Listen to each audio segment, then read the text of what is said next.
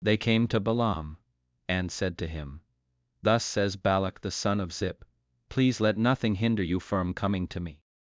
For I will promote you to very great honor, and whatever you say to me I will do, please come therefore, and curse this people for me.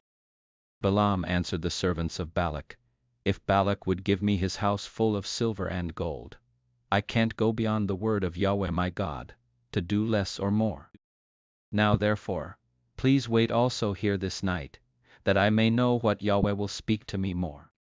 God came to Balaam at night, and said to him, If the men have come to call you, rise up, go with them, but only the word which I speak to you, that you shall do. Balaam rose up in the morning, and saddled his donkey, and went with the princes of Moab. God's anger was kindled because he went, and the angel of Yahweh placed himself in the way for an adversary against him.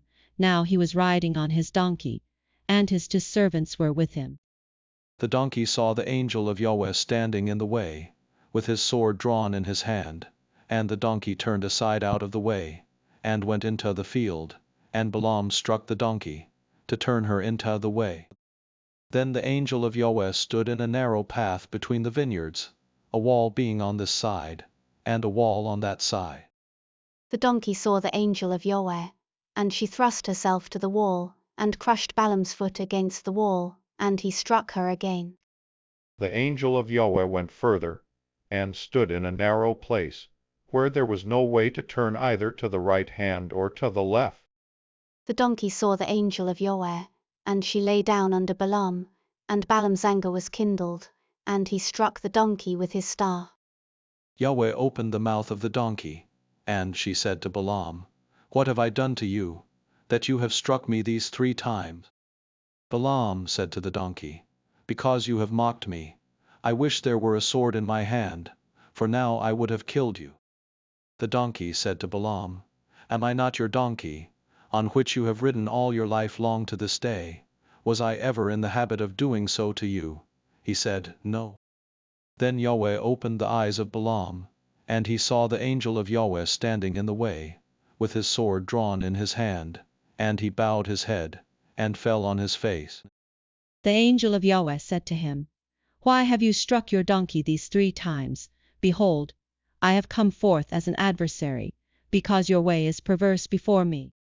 And the donkey saw me, and turned aside before me these 3 times. Unless she had turned aside from me, surely now I would have killed you, and saved her alive.